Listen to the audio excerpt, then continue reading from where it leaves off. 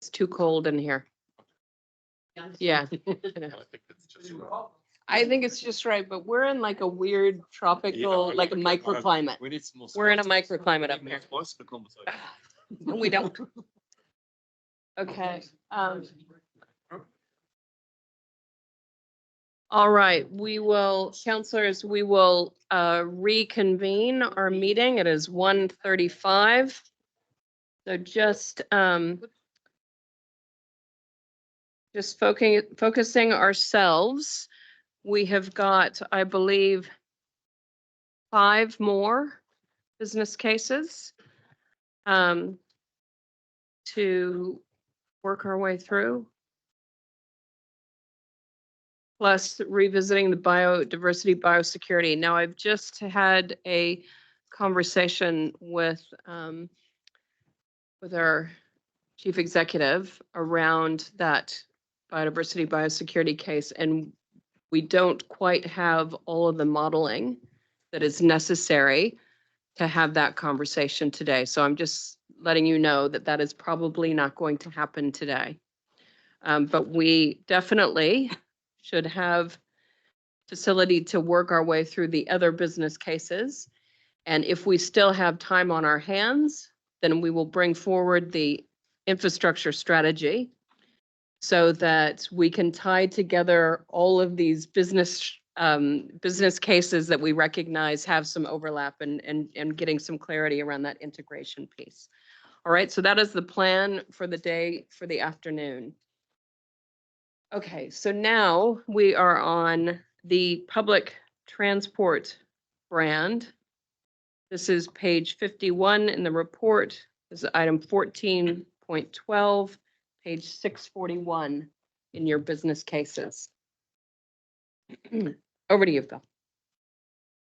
So, yes, we've had the conversation about this business case several times. The opportunity to review our brand and align the outcomes of that work with the launch of new contracts for our bus networks over the coming 5 years is timely, and our recommendation is to put some funding into year 2 and year 3 to undertake that work and deliver the results of it with Waka Kotahi subsidy to support us.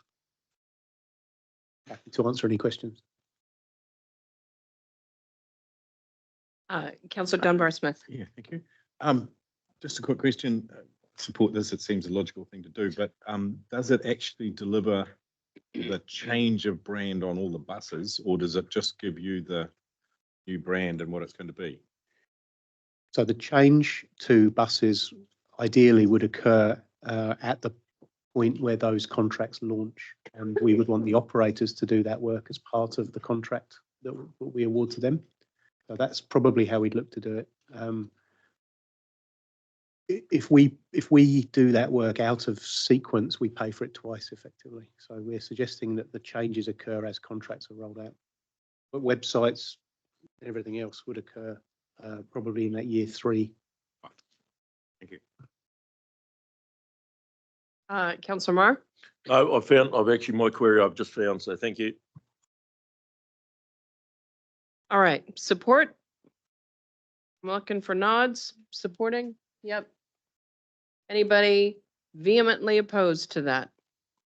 No? All right, that was just a straw poll, obviously. That wasn't a motion, but good to have some clarity around that. Okay, so we can move on. Thank you. Thank you for coming back for lunch, from lunch, just for that.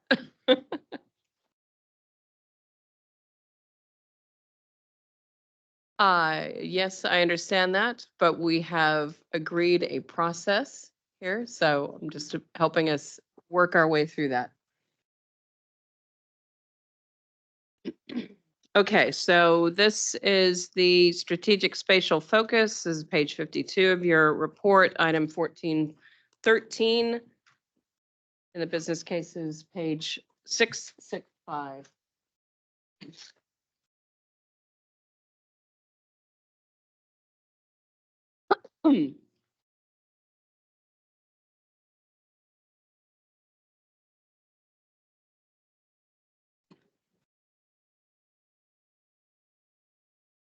Madam Chair, just turning the machine on. So councillors, again, you've had this proposal to you before. The proposal hasn't changed from the conversation we had in December.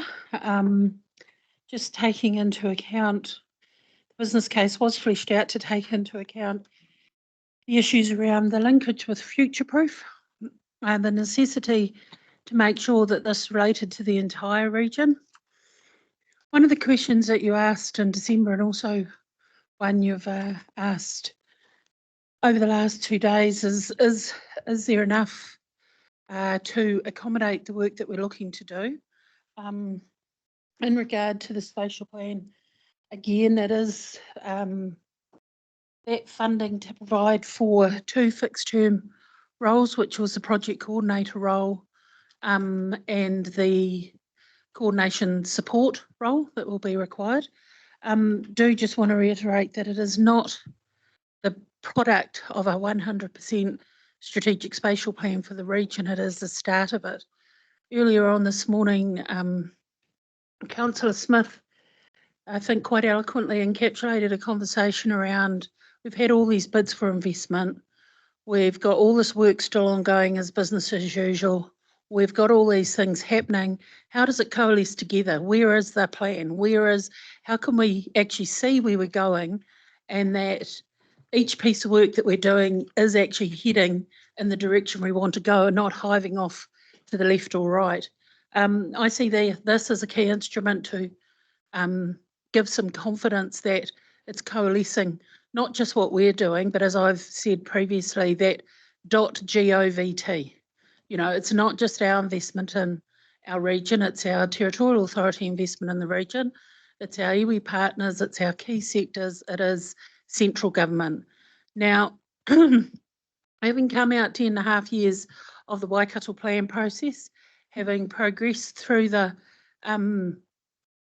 sea change marine spatial plan process with Councillor Mahuta, collaborative processes and getting everybody together at the table, focusing on outcome over ego, be that elected members, staff, any sector person, is a challenge. So thought about it overnight, had a quick conversation with Chris, and it is a small amount to achieve what we want to achieve, but it is also stage 1. So if there was any suggestion, it's quite possible that we would need additional funding in year 3 or 4. I hadn't thought to the extent of what that would look like, because this is really the foundation piece of work. What this will enable is, and it may be an annual plan conversation in year 3 around that bigger investment to get the spatial plan that integrates our infrastructure provided by others, that takes account of our economy, the goods and flows in and out of the region, and the environment, and what does that look like. The first 2 years, a good question from council will be, really, you need that amount of time to have the conversations? Yeah, we do. The question that was asked yesterday around, couldn't this just be another part of a staff member's job? No, they'll never get to it. It needs that dedicated resource. So, Madam Chair, I don't know, Chris, if there was anything further you'd like to add. Yeah, look, I think we originally started thinking about this when we had a Spatial Planning Act that we were going to have to enact, and we wanted to do some thinking about how would we help galvanise and organise the region. With that kind of gone in its current form, we know that the government's still talking about, it's one of the things they liked from the old piece of legislation that they wanted to bring back in somehow. But the more I thought about it, and I talked a lot about it with the chair and others, is that actually we want a vision for this region. We need to have it set in about 50 years' time or sometime in the future. It's not about quick wins in the next few years. And what would the region look like? If we want to attract the right type of infrastructure investment into the region, let's have a long-term vision instead of just some short-term thinking. Everyone I've talked to about it is very, very supportive, be it in the TAs, be it in some of the developers around the region, some of the big developers, they're all very keen. And one of the things that spooked me a little bit is that there's so much interest in it. I'm just wondering if it, we run the risk of under delivering, which is kind of why I put the question to Tracy that have we right sized this? Tracy had written this as a start to how we go about putting some thinking in. What do we need to do to put a spatial plan together? So don't fall back in the trap of the Waikato plan. It was a great idea for this, but it went off on its own tangents. It's how do we get it so we can put something in place. We have the right players around the room, and we can actually really start to get that vision for the future and how we're going to get there. So that probably alludes to some of the comments you made, Tracy.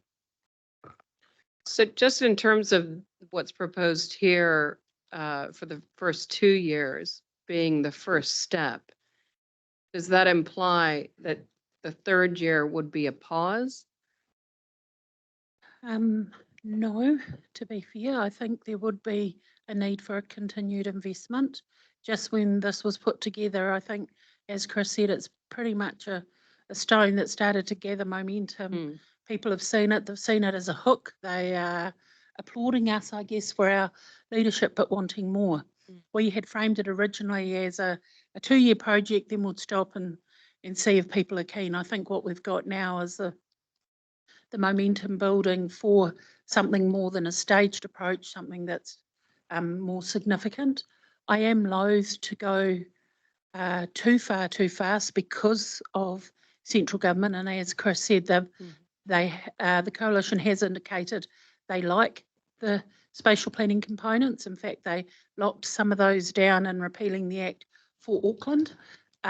So I think there's a really good blueprint for us, but I'm also mindful of what Councillor Smith said in terms of knitting together everything we're doing first so that we know how big the gaps are. So, sorry, long answer to your question. I think further investment's required in year 3 or 4. I just hadn't turned my mind to that. I think it would be comparable to what is in year 2. Right. Okay. I just, we've talked many times about the signals we send with some of the way we present this.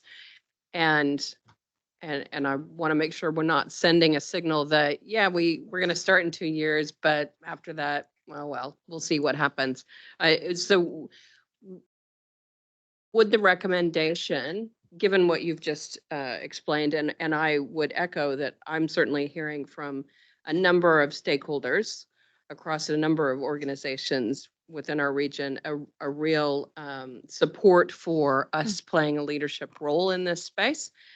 We certainly, it is a topic of discussion around the mayoral forum. Would you see an extension of this funding in this LTP, or is it more advantageous to do the year 1 and year 2 and then look at an annual plan type change to get us through year 3 to where the next LTP gets discussed? Yeah, good question. My preference would be to signal it now rather than gamble on an annual plan change, because if it's the only topic that council would want to go and consult on, you'd have to weigh up whether that's efficient or not. So I think for council's consideration, the funding that we've got in there for year 2, to extend that to year 3 and 4, whether the additional FTEs would be required, I think we would secure those FTEs for those first 2 years. I don't think the FTE would necessarily continue. The additional funding would give us some flexibility there, whether they are fixed term FTEs or contractors, to do pieces of work to essentially fill the gaps. Thank you for that. All right, I've got Councillor Nicol, Councillor Downard, and Councillor Strange. Councillor Nicol. Thanks. Just a couple of questions. One is, when you proposed this paper, it was not funded from surplus, but is that correct? Or it's just recently come up that it'll be? Sorry, that's a good point. The first 2 years would be funded, we're suggesting, through the surplus. Years 3 and 4, I think, would probably need to be funded through general rate, Janine.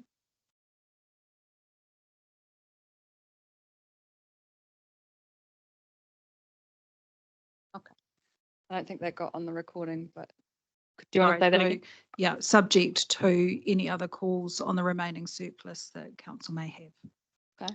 No, I'm really supportive of some of the surplus being used for this kind of different piece of work in short term initially. You had a comment in there on page 675, we should be considering what an iwi-led spatial focus would look like, and that it links to the other business case also. Yes. Is that in this preferred option that you have the scope to be able to Yeah, look at that? It is. I guess what we're just saying is we are aware that some iwi are talking to us about developing their own spatial strategies, but they've also said, hey, what are you doing as well? I think, Madam Chair, one thing to point out, and if I was councillors, I'd think, okay, we're doing a water security strategy. We're looking at whangamarino waikare. We're looking at natural hazards. We're looking at a bunch of things. People don't want to be spoken to 15 times.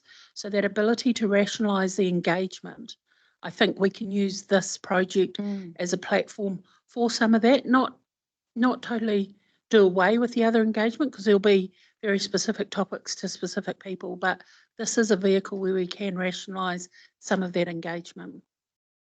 Oh, no, that makes a lot of sense.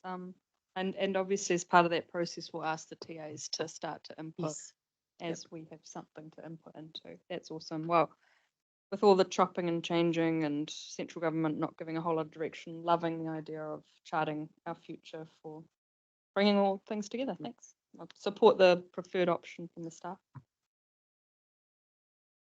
Thank you. Councillor Downard. Yeah, I support this. I think, as I said earlier, it supports and kind of helps the other business cases beforehand and after. As long as we got some KPIs for the strategic priorities that are, for the next 2 years, and I think it's good that we are, doing this, and then we've got something tangible to say, and I'm sure we will, that will carry on with it. Thank you. Can I also, as councillors are speaking, can we get some indication of support or otherwise of the year 3 and 4 that's been suggested? Councillor Strange. Yeah, I'll keep it brief as well. Yeah, really in support of the staff preferred option with the inclusion of years 3 and 4 as well. I think it's always important to send those signals long term. We're not just here for short term gain, but for long term, for the whole wider region. And I think it's really good that we're building on the success of Future Proof as well. That has proven to be quite the envy of the wider region. So we can work on what we've learnt in that partnership and extend it to the wider region as well. And I think that will be really important moving forward with that one voice from the Waikato to central government and other potential investors as well. So yeah, thank you, Tracy. Councillor Dunbar-Smith. Yes, supportive of this in years 1 and 2 because it's funded by prior year surplus. For year 3 and 4, I would hope that 50% of the costs would come from the other TAs, and that we should ask them if we've already got a metro spatial plan and they're contributing to that, and they're all enthusiastic about this. It would be great if they'd actually put some money towards it. So we should be asking that in their annual plan rounds or something. Madam Chair, if I can just respond to a couple of matters here. With regard to Councillor Downard's question around KPIs, when we get to our GOA activities and look at our performance measures, we actually have one dialed into a deliverable product at the end of year 2, and we've purposely done that for all our project plans that come under our directorate. That is a really good point that Councillor Dunbar-Smith has raised, and I think part of the function of the person doing this role, whilst it's not a fundraising role, it will be to leverage additional funds from elsewhere.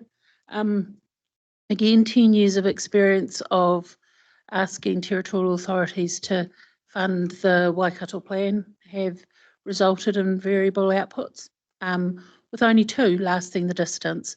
One of those being a future-proof council and one being a council to the east. A small amount, but still believing in the kaupapa. So I have some learnings from that I think we could incorporate into this to ensure that there is some longevity there. And that people are very clear, and we are clear what people are investing in. Councillor Hughes. Yes, look, I'm supportive of this initiative. I think it's an excellent idea. Would not be prepared to commit past the second year. I want to see what the outcomes are. And before making any further commitments, obviously, decision here. And also, like Ben's suggestion, is spreading the load of if the outcomes are such that the message can be sold to the other territorial authorities. Just, Madam Chair, with respect to other TAs, obviously they're all doing their LTPs now. And so, it's something that we can potentially submit on their LTPs, that they might like to make some provision for this, and especially given it's a Mayoral Forum priority. And through you, Madam Chair, I think territorial authorities are one revenue source, but also central government. We know. We also know that sometimes a gift horse can turn into a Trojan horse, so we need to be careful. But there is money and funding out there, also from some of our key sector partners. They are keen to contribute as well. But noting, we will also be seeking some support and funding for projects such as Whangamareno and Waikari. So I think as an executive, we need to have a bit of a strategic approach to who we're approaching and why. Councillor Cookson? Oh, sorry, wait a minute, who's first? Got Councillor Cookson, then I'll come to you, Noel. Thank you, Madam Chair. I'd support it. I'm not sure if I'd support the 3 and 4 year. It would actually have to show that future-proof those mayors in their capabilities of actually getting in and wanting to get something done, because every time I've gone to a meeting, it seems to be here, there and everywhere and a bit airy-fairy, and the discussion that goes around the room is not, I struggle with a bit. So if you're wanting them to dig deep in a spatial plan for the next 50 years, they actually have to put some effort into it. That's my opinion. First, Future Proof has its own strategy in place already. So this is bringing that in alongside the other ones that sit outside of. Through you, Madam future-proof. Chair, it is knitting the region together, Together. as well as looking at Taranaki Bay of Plenty, Hawke's Bay, and our friends to the north. The north, yeah.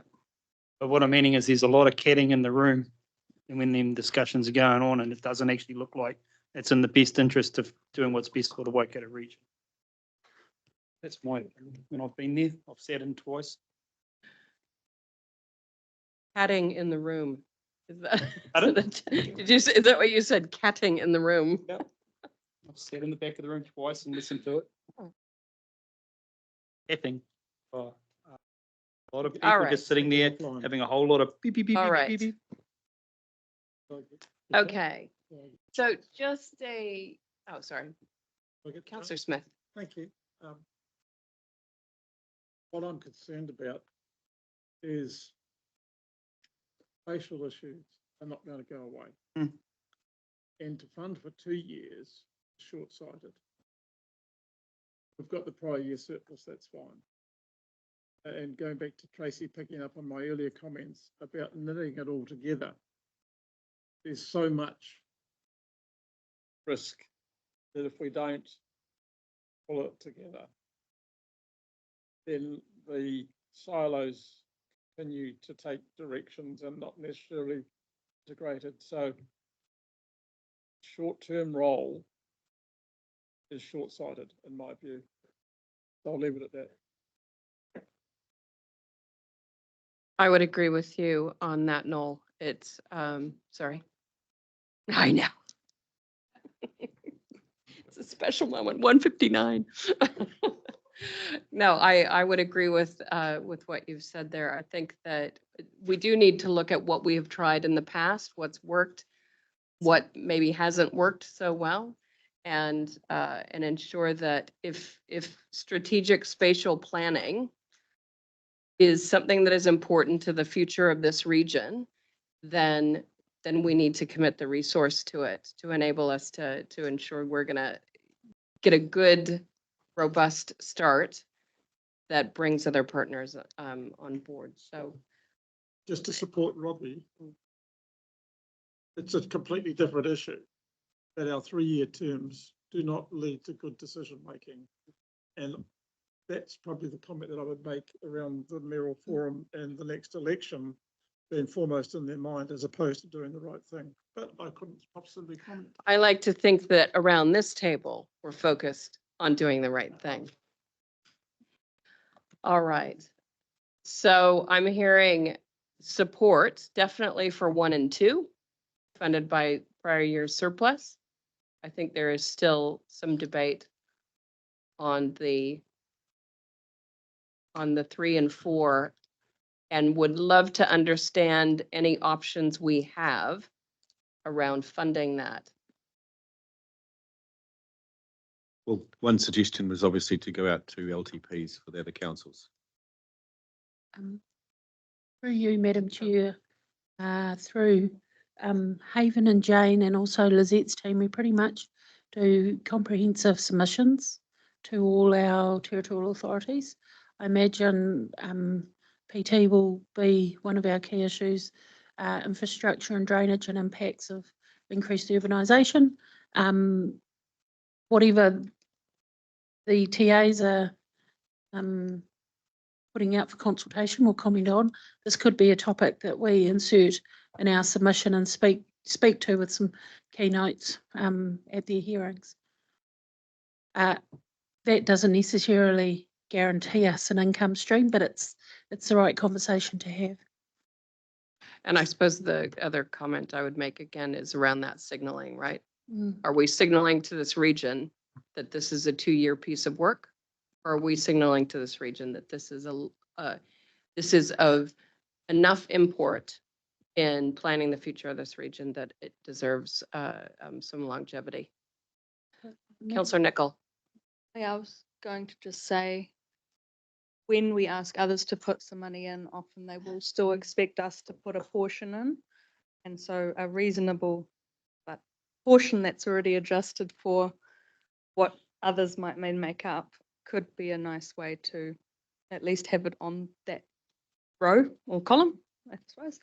And I guess one thing I'm just reflecting on is that the long-term plan is a really good time to ask whether they might have the faith to put something in their year 3, should this process go forward, in order to lock them into to having the conversation with us.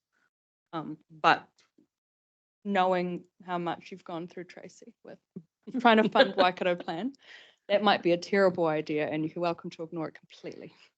I could just hear that compassion and that empathy, couldn't you?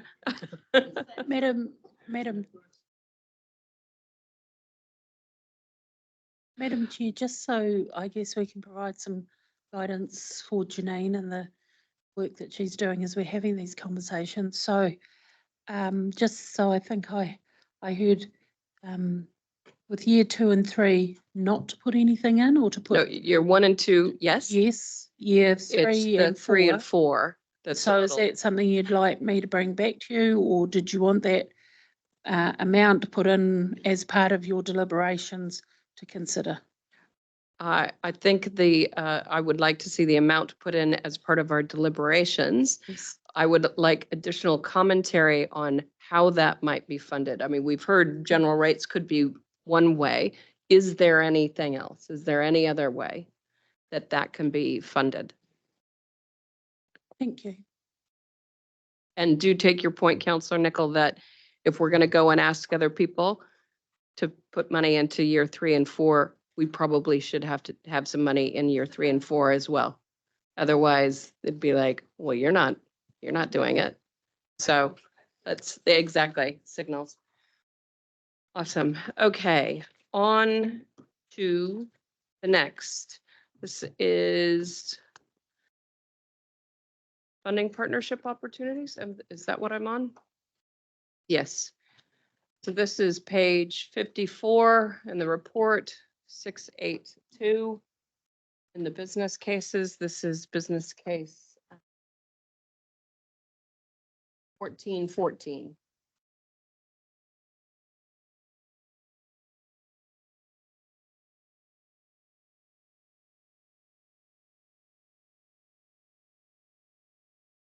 Thank you, Madam Chair. So joined here by Blair Keenan and Connie Chittick, who have been the business case writers in relation to this proposal. As it says on the tin, this business case is really aimed at providing information to council to assist with your decision around what role you may have in regional economic development. Currently, council obviously has two mechanisms by which it supports regional economic development. So that's the funding contribution to Te Waka, as well as the Regional Development Fund. The recommendation from the business case is that we continue to fund Te Waka. The recommendation is to continue that at the current level, but that will be a matter for discussion with around the table. But equally that the Regional Development Fund is ceased.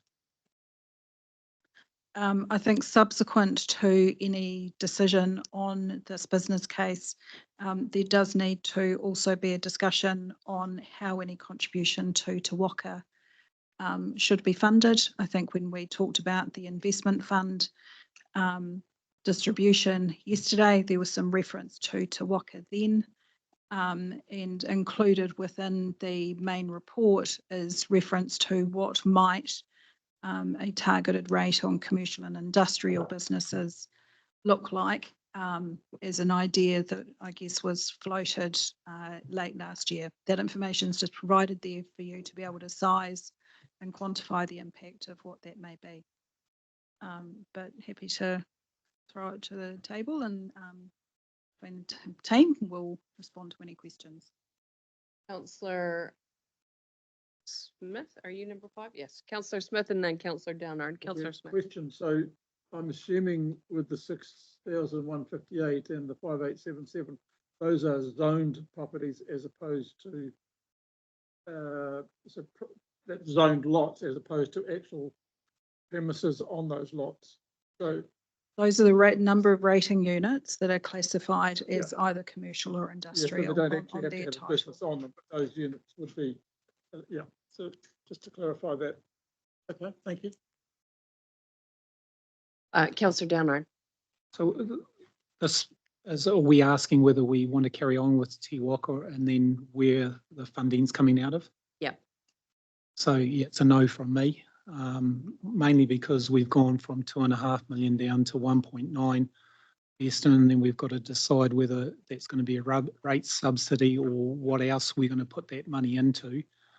Where it's going, I'd like to invest more into the business case before in the strategic spatial focus on year 3 and 4 if it needs to go into that, because I think that if you look at the strategic priorities, it supports every business case that we've had prior to that, and I think that's so important to further those business cases that council have put forward. So that's where I stand. So sorry, just if you keep your light on, because I just want to clarify. So are you saying you don't support funding of Te Waka if it is being paid for out of the investment fund? No, I don't support it if it's coming out of general rates as well. You know, I think we should be putting the money that or investing, whether it's in something else, whether it's in biosecurity or whether it's, you know, I'm not saying that 1.9 now has been dropped down from 2.5, but also that spatial design we talked about, not spatial, spatial plan.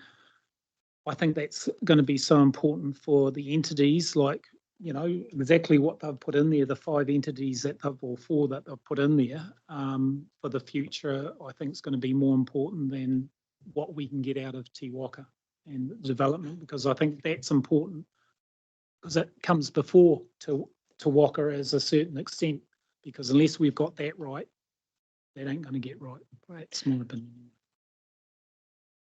Okay, I'm just clarifying, we've got the Te Waka conversation in here. We also have the Regional Development Fund conversation in here, right? Correct. So feel free to comment on one or the other or both, preferably both, just so we get an indication. All right. Councillor Marr. I think Councillor Hughes might have been before me. Oh, sorry. Sorry, we're having some technical issues. Sorry. Councillor Hughes, then I'll come to you, Warren. Okay, thank you. Thank you, Madam Chair. In terms of the Regional Development Fund, I thought we'd close that off. I'd like to see it closed down.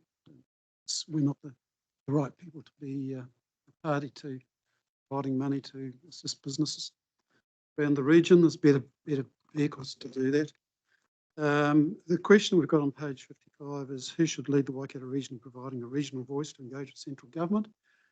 I believe the Regional Council has got that responsibility. I think we've had a good example of that already with the meetings that we've held, the National MPs back last year, where some of the feedback that we passed on to them at the time was included in policy. And I'd much prefer that we went down that road than rather, which was totally aligned with our future proofing and aligned with the strategy for the region. We are coordinating those activities with representation on those committees. Therefore, I think it's really beholden on us to do that. And to me, it's up to the Chief Executive and the Chair to develop those relationships, to get, and also collectively around the table to get the parties, the responsible MPs in the room to engage with us. I think there is a will there for them to do that now. I haven't seen Te Waka engaging in that process. I don't know. You'd have to comment on that, Madam Chair and Chief Executive, how much assistance they've given you in previous times to engage with funding opportunities from Wellington. But really, to me, that's all. It's about developing the relationships, and I think it's up to us to do that, not relying on a third party to do it.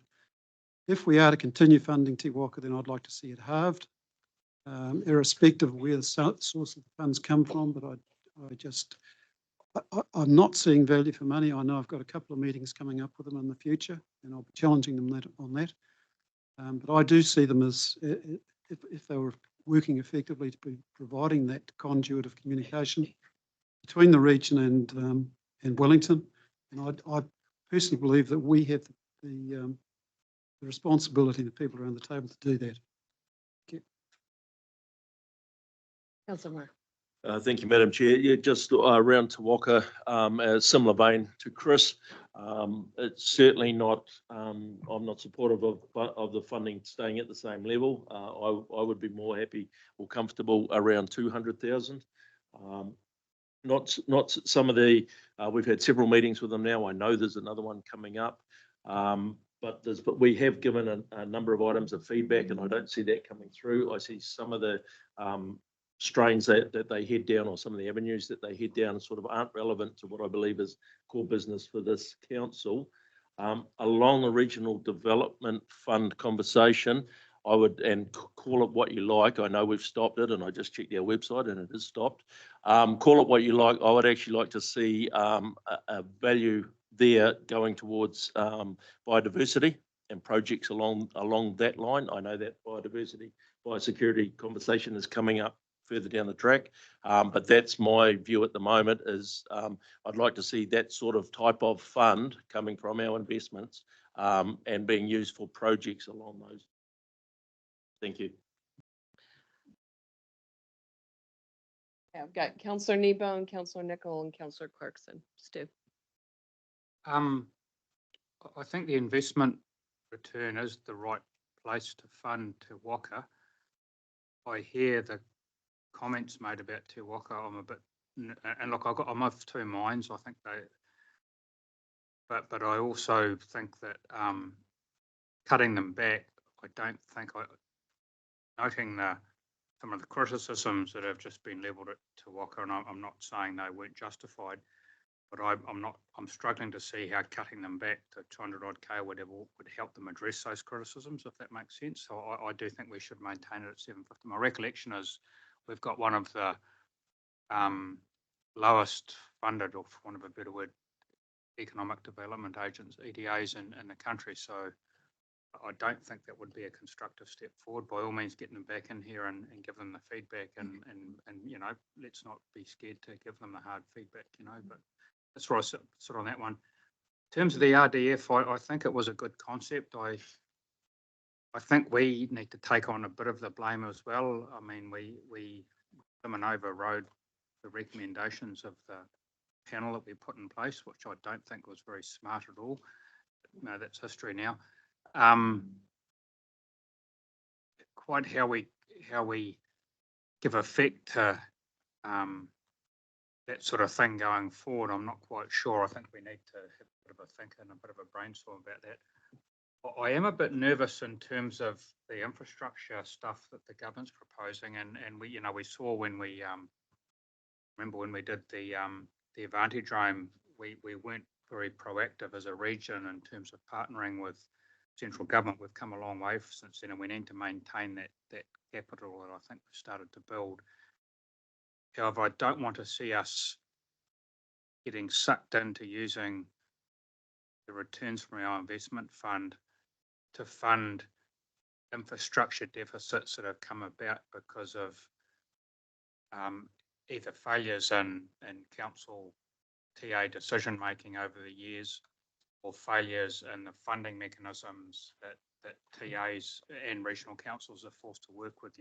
I don't think that's a good use for our money. I see projects such as and look, they're just projects that come to hand. On the likes of the Advantage Roam, the fee here is a little bit different from some of those critical infrastructure things, that I think that if we put our returns from our investment fund into some of those critical infrastructure deficits that have come about for the reasons I just mentioned, I think we'd be shooting ourselves in the sense. So that's kind of where I was.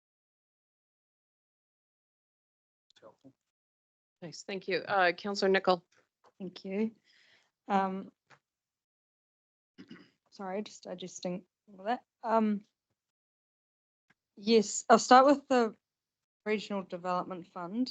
I think we have in workshops canvassed that it isn't really working for us, the process, or and so really happy to have that closed. A question I have is with the Regional Development Fund also that is now coming from central government, having this closed right now or going on and consulting about the ability to close it, but keeping it there so that we could match fund something should, just to get the approval to be able to close it, but not immediately cutting, because we don't know what central government's doing right now, would be one thing to consider.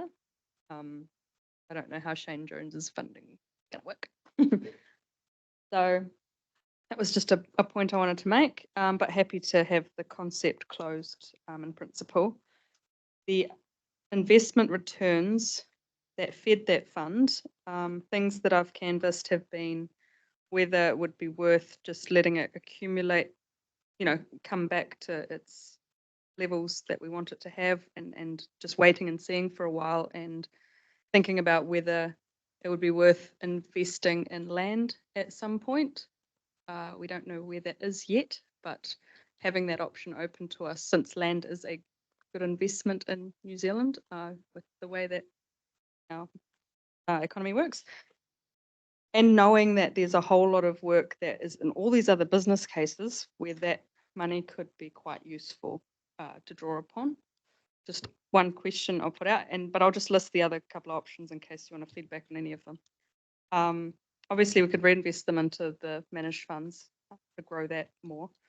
I heard before from Mikhail saying about putting it into something like that spatial focus. I just want to acknowledge, not a terrible idea. It's one option as well. Since that, to me, that's an investment into our region, but I realise it's of an operational nature. And then I liked Warren's comment as well around the potential for it simply to funnel into supplementing the Natural Heritage Fund if there are no legal barriers to that. Did you have any feedback on any of those? Probably not on the specific items per se, but okay. I guess just some of the assumptions that have been made around these based on conversations, and probably particularly around the investment fund. Those councillors that were at the workshop with our strategic investment advisors will have heard the assumption that the Regional Development Fund was ceasing, and the assumption that the unspent funds left behind are actually returned into the Mhm. investment fund capital. So Okay. the returns that we've got included within the budget do I see. include that In their assumption modelling. as well in terms of Thank their you. modelling. Fine. Look, the impact of that is possibly around the edges in terms of sort of a 7.5% return on $4 million. So not substantial, but that is sort of an assumption that's baked in Good to over there. understand. Thank you. I Happy to think pick that up. if that wasn't to happen and there was a desire from council to use those funds that have been accumulated through the Regional Development Fund for another purpose, there's two decisions there. Okay, in but they're in a terms of future the- time, aren't they? and, So well, it's no, more I about think it's whether actually, okay. it's a now Okay. conversation. We had consulted on the establishment of the Regional Development Fund. So I think to formally stop it, we have closed it from applications at the end of last year. So we're not receiving any more. But to formally change our position in terms of that fund, I believe we need to go back to the community. And so the report highlights, I guess, not the specifics of the questions that we would ask, but the feedback that we would seek, or staff have thought that we should seek through that consultation process. So I guess there's the stopping the fund, and then there is, I guess, what potentially use there might be for those funds, which I think is another conversation, given where they have actually come from. Thanks for clarifying that for me. I'll move on then to Te Waka. For me, I definitely see value in having a regional development agency for the fourth largest region in the country. I see that. I have always had a level of, I would love for that to be part of a bigger strategy, now that it's ramped up and working better. But it's the fact that we're funding an independent entity that advocates for economy on the behalf of the region, but we kind of don't do that. Well, we don't do that for the other well-beings. We don't do that for a regional environmental entity or social, or say creative Waikato for say the cultural or some other type of. So it's this tension around us funding one and not, there's so many that you could fund potentially, but in lieu of not having that strategy, I just have to see how we go with that. If we do continue to fund them, I'm very, very keen on those accountability measures that have been mentioned. I'm still ready to listen to everybody else before I make my mind up fully. But the last point I wanted to make was that the questions posed in the staff recommendations, some of them I have some discomfort with.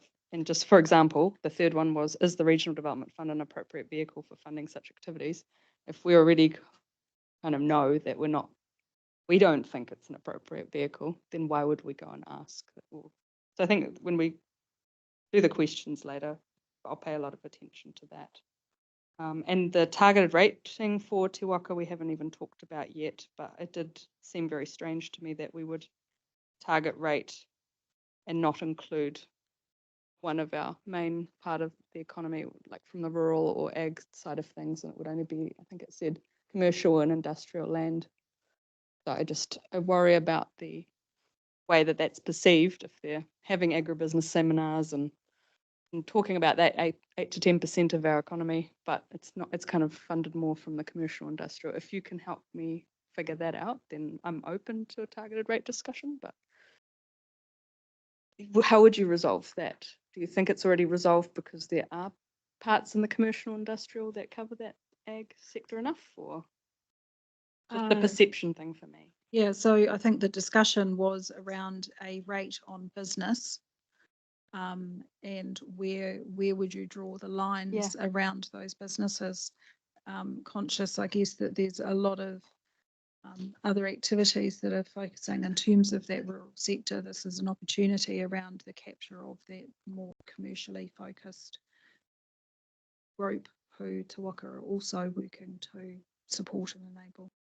That's fair enough. I'm kind of opening my mind up more because there is so much around our rural sector in that commercial and industrial space. So I could get my head around it. It's just perception I'd want to managed well. Okay, are you gonna, yeah, Blair's gonna have, wait a minute, I just gotta get you a red light. So the speaking order I've got is Clarkson, Cookson, Strange, Dunbar, Smith. So if I can get you to turn off your lights, there we go.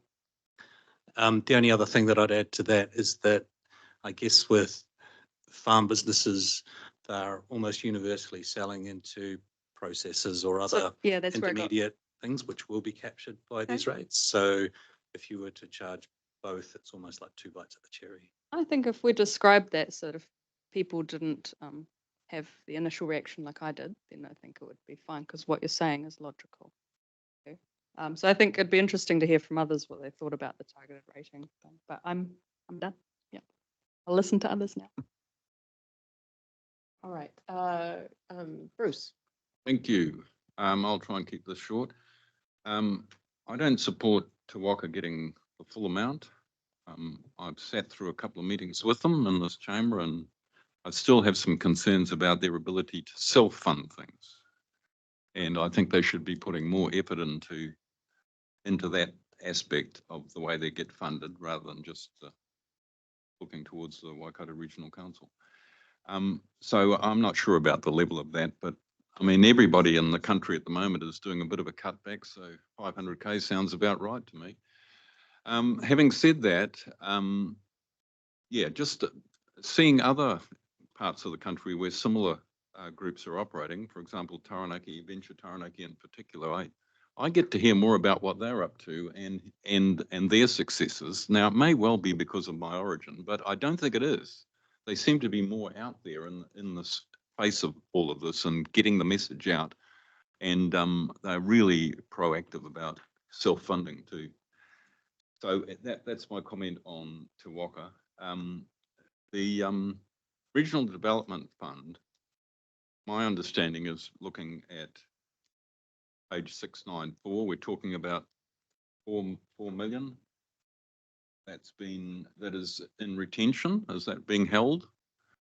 I wasn't quite sure I understood how that has already been accounted for in the current proposals that we're looking at, but I definitely support the ideas that came forward from Mikhail and Warren and Jen about how we might think about how we use some of that money to do some of the things that are currently missing out in the business cases.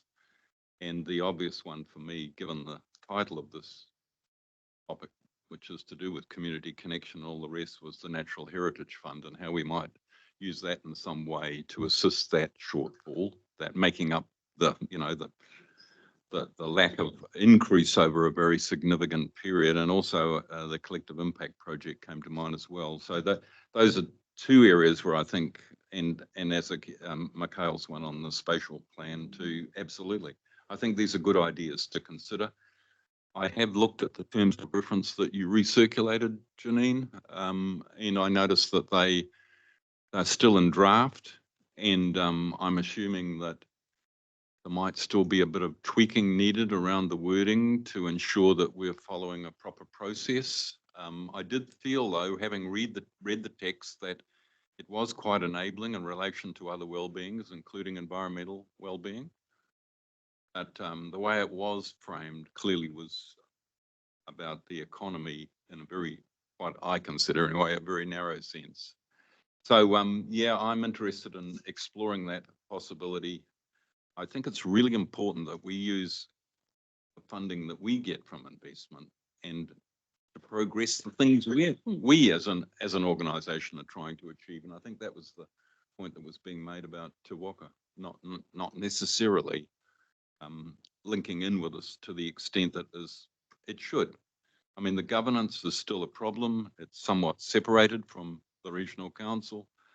And again, I'm not particularly convinced about some of the reporting back that I've heard about the way they are undertaking their business. So yeah, that's from me. You've got my two views there. Thank you.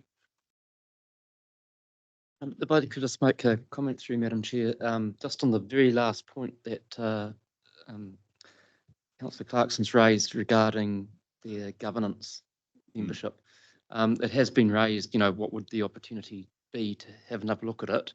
They've indicated due to their constitution and how they're set up that there's certain restrictions, but they have indicated to me that they are open to having a look at their constitution and changing it to perhaps enable some type of WRC representation, elected member representation on it, just FYI.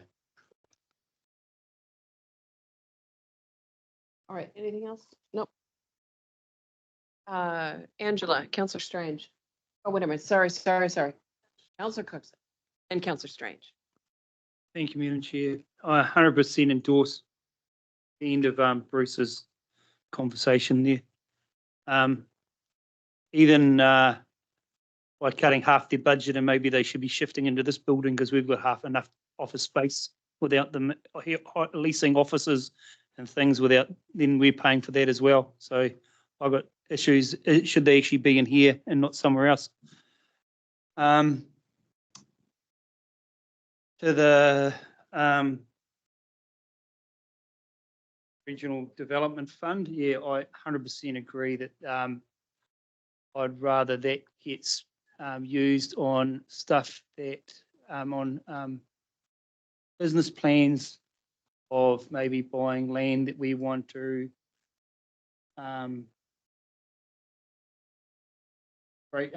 use as a wetland, or it could benefit communities, or maybe maybe that's a better place for that money to be spent than actually just doing funding things that don't seem to accomplish a lot. They say they send out a lot of good, pretty photos and things, and are they actually accomplishing things to do? I don't know.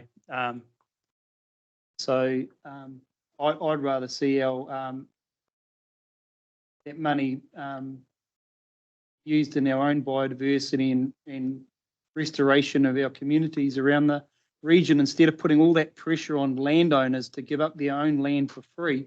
Why can't we start buying, or even buying it at a discounted rate, that those things can start happening? So that's what I'd like to see. Thank you. So Strange. Or you skip it for now? For now? I'm going to come back to you. Councillor Dunbar-Smith. Thank you. Just to clarify, so in terms of our current fund, the investment fund, which we've been using up till now to pay for both the Te Waka and regional development, that money is basically not available anymore, is it? There's only 1.9 million left, whereas we used to have 3.2 million. That's correct. So the budget that we have presented assumes that the Regional Development Fund is ceased, so there's no requirement for funding there, and that the contribution to Te Waka is currently assumed to be funded through the general rate. Yeah. So when it talks on here on page 385, that there is 3.979 million of unallocated RDF pool funding. Mm-hmm. Is that basically 397,000 a year for 10 years? I mean, how does that? So that is basically from the historic investment fund returns that have been set aside into the Regional Development Fund. So from previous distributions versus what council has approved in terms of applications to the fund. So we get left with a residual of, call it $4 million, which I guess is where people are saying, how could we utilise that around some biodiversity initiatives, I guess is the key sounding that's coming through. Just to clarify that the assumptions that we have around the investment fund at the moment in the budget assume that the unspent returns from the fund are returned to the fund. Right, so we could also use some of that for ongoing Te Waka funding if we didn't want to go to a general rate or a targeted rate. Yes, you could, but I think it's important to separate the decisions. So there's a decision around the cessation of the Regional Development Fund. That needs to be made. And then there's a decision around how might the funds that are accumulated be applied. So, and I think the decisions need to be taken in that order. But yes, technically, we could release those funds to fund Te Waka. And it could be on a limited term basis, a 3-year basis rather than a 10-year basis. Yep. Because that would still leave us, I mean, I'm like Bruce, I'd be happy with 500,000 a year. I think we used to be 300, we've gone to 700. Which was for a 3-year period from the last. So that LTP. would 1.5 million off that, it would still leave 1.5 million plus more than that for biodiversity or something else like that. You wouldn't have to necessarily go to a target rating process. Targeted rating process. Going out and targeting Businesses, business target. Oh, Right. no, that's correct. Yep. Right. Well, Well, it would take 750,000 off our rates requirement through the term of the LTP. I think it's important to have a regional development agency. It's not sensible to bring it in-house here. One of the things that when this was first set up, a lot of the TAs object to regional council becoming an economic development agency in itself. And any perception of that upsets all the TAs who've all got economic development managers and they think, what are you doing? You're trying to control us or tell us what to do. So it's sensible that it sits apart. Sorry?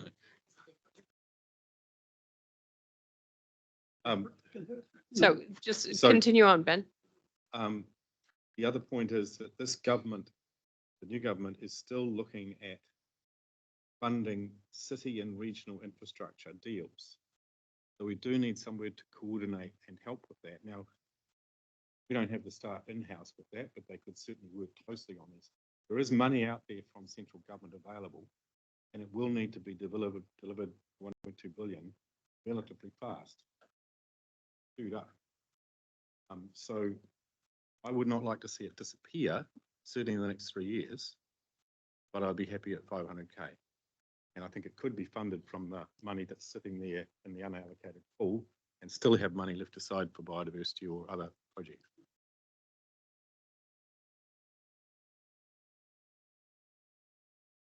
Councillor Strange. Yeah, of food for thought. I'll start off with the RDF.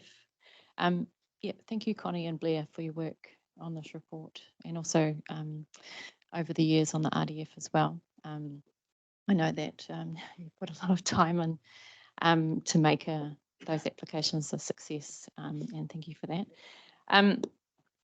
In my opinion, the RDF has been really successful in delivering quite a region-wide distribution and realisation for economic development. Current people who are receiving that fund at the moment are doing some really good things in the whole region. And I know that Randall as well has a few things waiting in the wings. So yeah, I think we can look back on that and see that it was successful for its time. However, there were problems with case by case rather than having everything come at the same time, so we know what we're looking at for the whole time period. I like that we are going to formally consult ending it. I think that's appropriate for people to give us their views on that. Yeah, and thank you, Jen, for raising about Te Waka and how we fund that through a targeted rate, and Blair for your explanation about how the primary industries fit in and that narrative around that. In regards to Te Waka, I agree with Ben that we do need an EDA, especially with central government funding that is coming. I just would like a bit more robustness around their accountability with people who sit around the board coming from the Waikato and really having no perceived conflicts, I suppose you might say. Yeah, I'm not sure on the amount of that. I wouldn't want to see it drop too low, less than what we were previously funding of 300. I think that's way too low. I'd be comfortable with 500 up to the 750, which we're currently doing. Open to some consultation around rating businesses. But can you just clarify for me the 1.9 that is in the reserve, which I suppose we're using for rates offset? Is that what it is? Oh, the 1 point, it's from the investment 1.9? fund distribution. Yep. Yep. So traditionally we've taken Te Waka from that pool of money and that's reduced the rates subsidy. Yeah, so effectively the position that we're in for the LTP is being able to hold the rate subsidy at a similar level to what we've had. But there is insufficient distribution then left available from the fund to fund Te Waka and for any contribution to what has been the regional development fund to be made. Yeah. Okay. Yeah. I probably agree with Ben that looking at it as a 3-year time period and then reviewing again is a good way to go. But I'm undecided about the amount. So.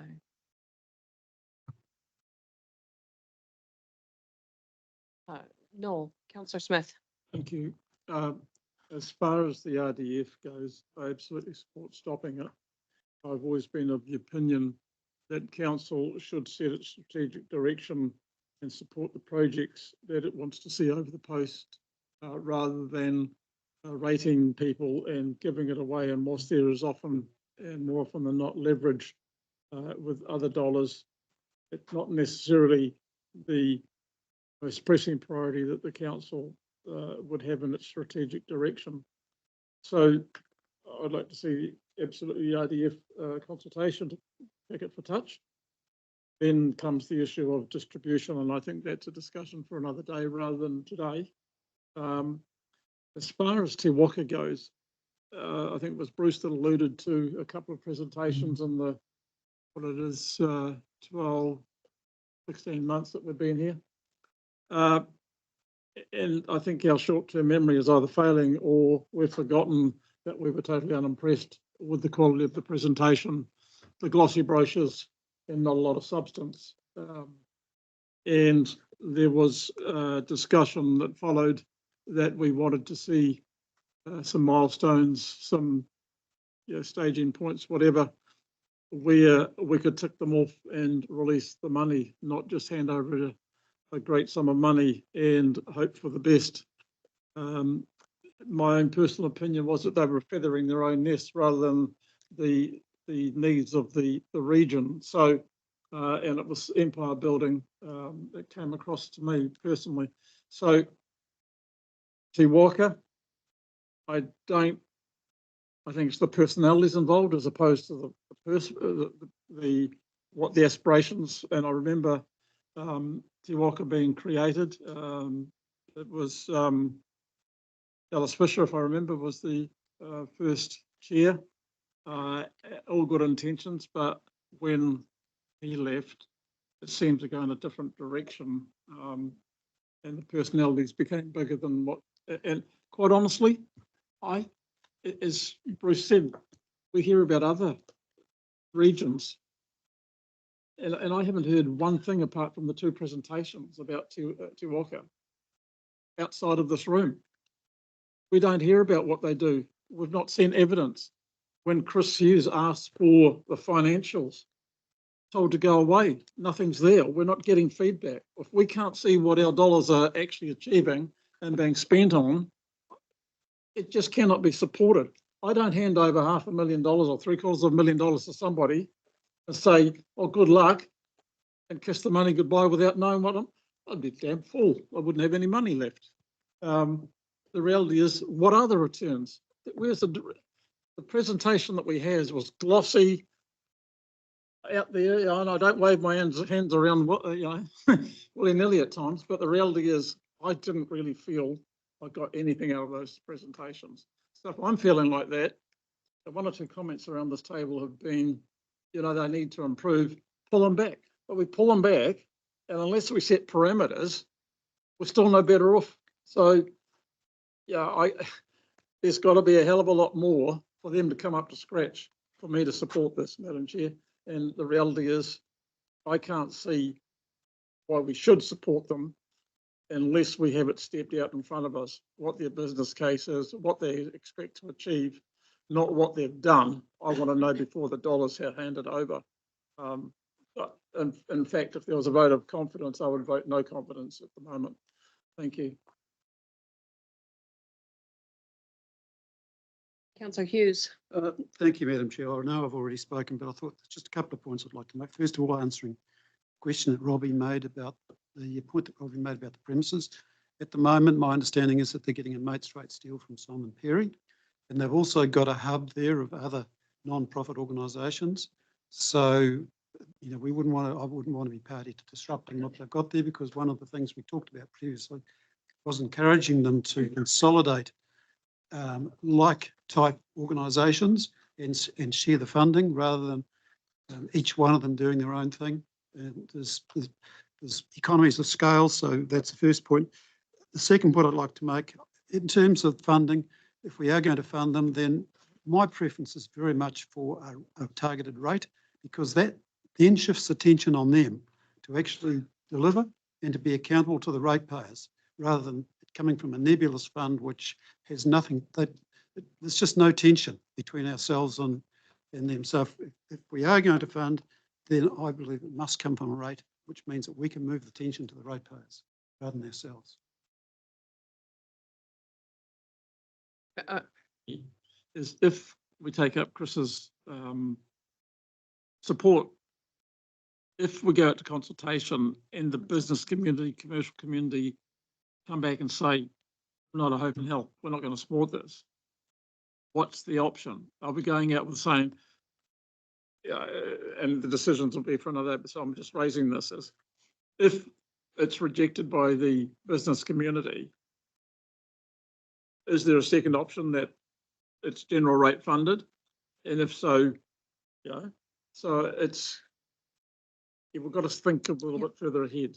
Can we get an answer to that question? And then I've got Councillor Mahuta online. Yeah, so that is probably how, if we were to consult on the topic, that is how we would frame it in terms of support for Te Waka, and then that could be via a targeted rate on business, it could be via the general rate, or it could be through utilisation of funds that haven't been spent through the Regional Development Fund.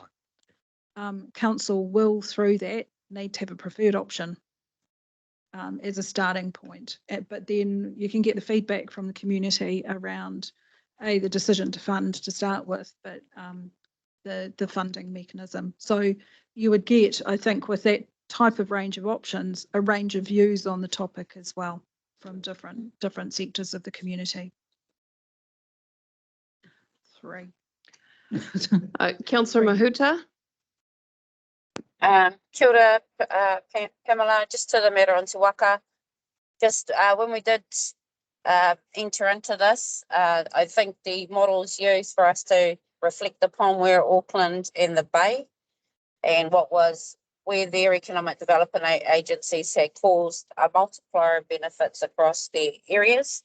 To other councillors' points, I think we needed to measure Te Waka by those multipliers.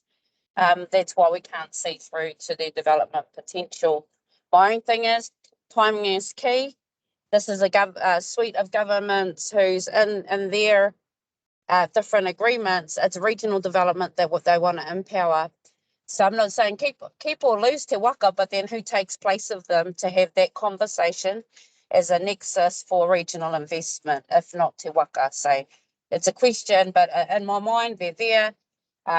Shorten the runway, ask the people how much they need them, but at least we have a vehicle to lean into that development opportunity, as I understand it's going to come all out of Wellington shortly. Kia ora. Thanks for that, Tipat. Councillor Niban. So I'm just cogitating what Tipper just said and what Chris said as well, and I'm quite open to testing that. I mean, some of the stuff that's going through my mind is we don't often get a great response to our consultation processes, and I don't know what you were thinking, Chris, but I'm kind of envisaging Te Waka would get out on the beat and perhaps do a little bit of lobbying as well. I mean, they would be wise to.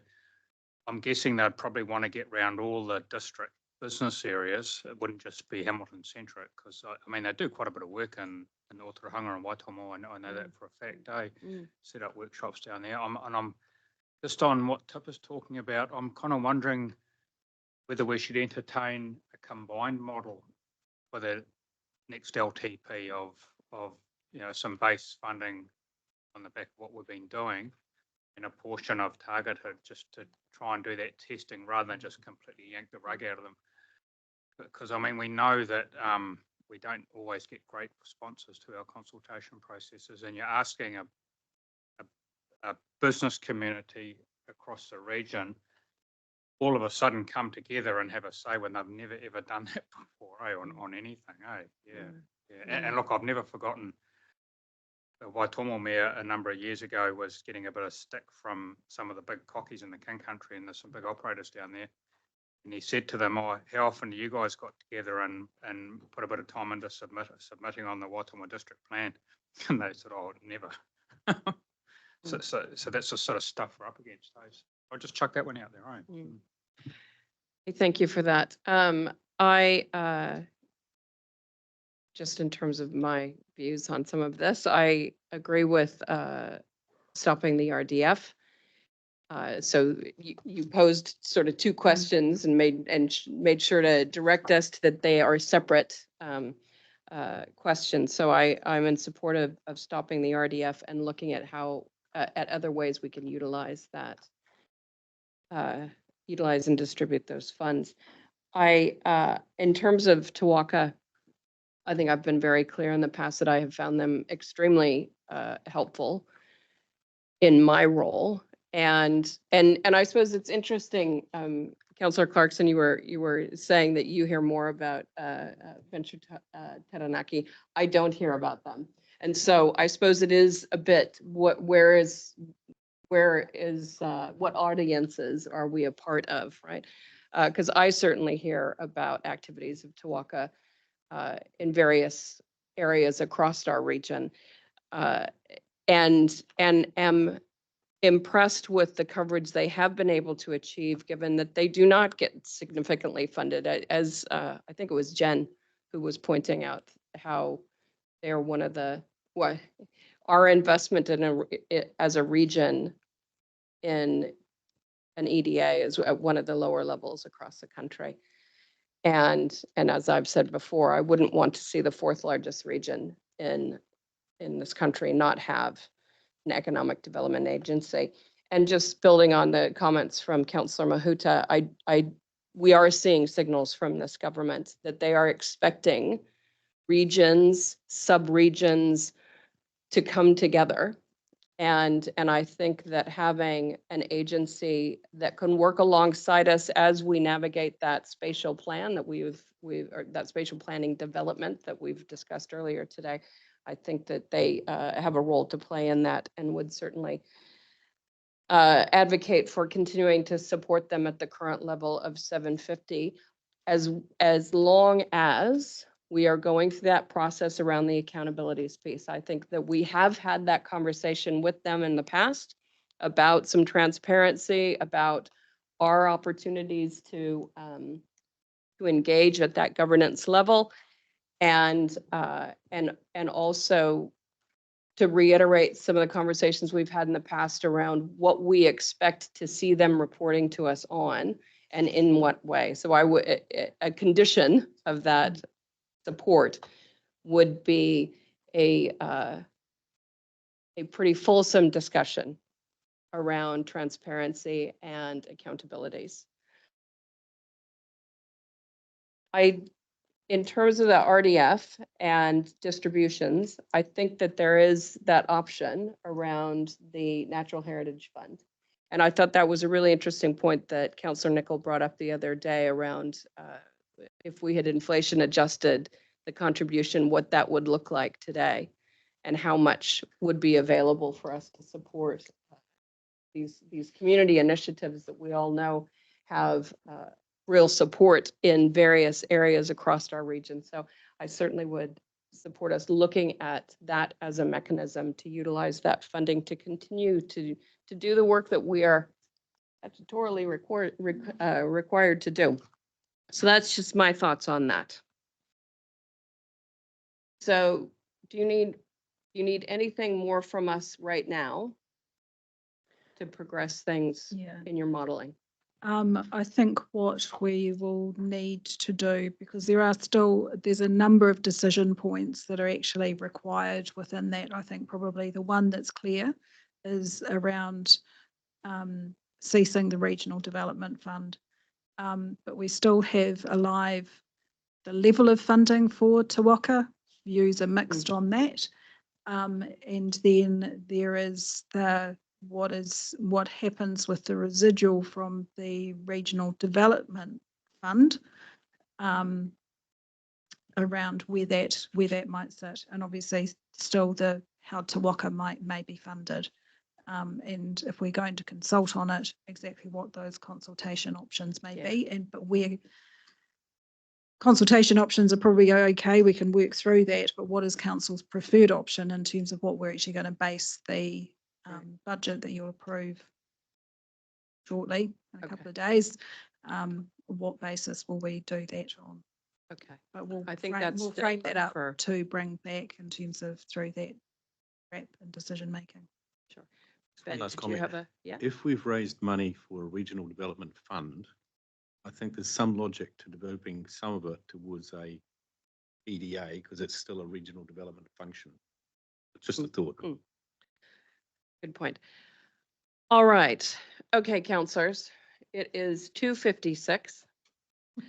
I had grand plans of what we were going to do today. I guess I just want to test. I know it is this close to 3. We are not going to get through the sustainable peatlands business case this afternoon. I'm looking around to see any appetite for the Te Māori item 14.16. Just Can I ask why we have to stop at 3? Because it was diabolical on the school traffic out there. So most of us would be, still in traffic by 4. So why do we have to stop at 3? Because that was the methodology we had discussed yesterday, and I had a number of councillors say to me that 3 was a limit for them.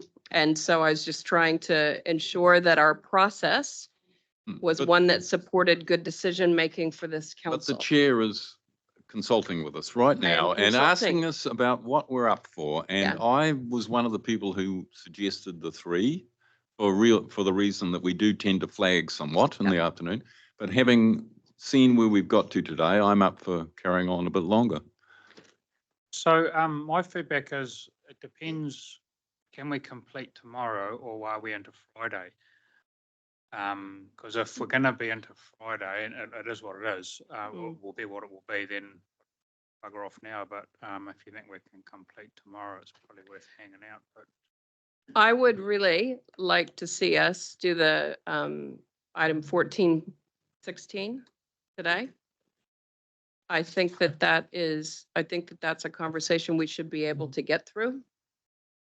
is that the Te Māori? That's the Te Māori one. I would like us to hold the peatlands one until tomorrow. And we've got to remember tomorrow, we also have to revisit the biodiversity biosecurity one. Madam Chair, I've got to go because I've got a meeting to go to, but I'm quite happy for you to carry on. I'm happy to carry on Friday. I don't want it because I think we're at the stage now where we've kind of, a lot of the business cases we've added on, and I think there will be a lot of discussion that we'll need to have. So I'm happy with Friday. I guess, again, my rationale for knocking one more off today is that then we only have 2 outstanding. So it does allow staff overnight to have some feedback from this council on at least one more And that way our modeling is just a little bit more fulsome. Can I also ask, how much do we really need to discuss the activity? But if it's all, the groups of activity, section 4, page 59, how much of that do we really need to debate in detail, if at all? Can I just ask you to think about that? Can we think about, well, we're not going to get to that today. No, but So can I just get an indicator? Can we do the Te Māori one, or are we calling it today? Okay, all right, okay. Because we do have Jen online, we still have Tippa online, and Angela is going to join online. So we still have Mikhail, representation. do you have a view before you go, Mikhail? Do you have a view on this one before you go? I'd rather we do it on a full tank if you're asking me. I'd hate to, something that's somewhat contestable all term to do it the last thing in the afternoon. I just don't think it's got a funny taste. Lack of attention, lack of commitment, in my view. We still do have the full complement though, if people are online. Because Jen, oh, sorry, did I misinterpret? Sorry, go ahead. Yeah. Tippa's making the point that we're getting a bit flagged and people not giving it their full attention to listen to the justification, which I'm happy to endorse. All right, so on one hand, I have people saying, why am I stopping us at 3? And on the other hand, I'm also having people say, oh, we're all flagging. So based on that, we're going to call it today. All right. So we will come back tomorrow and we will start with the peatlands. We'll do the Te Māori. We will revisit the biodiversity biosecurity. Can we seriously consider working later tomorrow now? Please? Absolutely. Yes, can we I put do that on the hope that table? everybody can give And some thought Chris will be to sure to- ensuring that in their calendar, they have through until at least 5 o'clock, Yep. hopefully whatever it takes to get through. Yes. Yes. Yeah. Yeah. All right. So we will adjourn the meeting, but we'll do a karakia. So can we just, yeah? Is Greg there? Greg, you had a good piece of news, didn't you? I was just wondering if we should just pass that on before we complete. He's passed it on already. Okay. Yeah, I just wanted to draw to your attention. We've been successful in obtaining 2.3 million from the government to support our flood recovery in our catchments.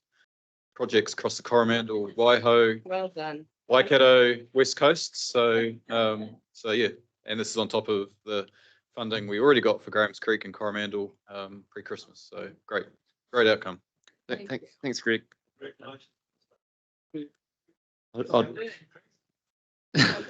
I'll just. Okay, let's just. I'll just close with a karakia. Unahia mai te uru tapanui, kia wātea, kia māmā, te nākau, te tainana, te hininaro, e te ara takatu, koe rā e rongo, te whakaaria, aki ki runga, kia tina, humiei, pai kie. Thank you, counselors. Thank you, staff. We'll close, or sorry, not close, adjourn at 3:03. We will see you tomorrow morning.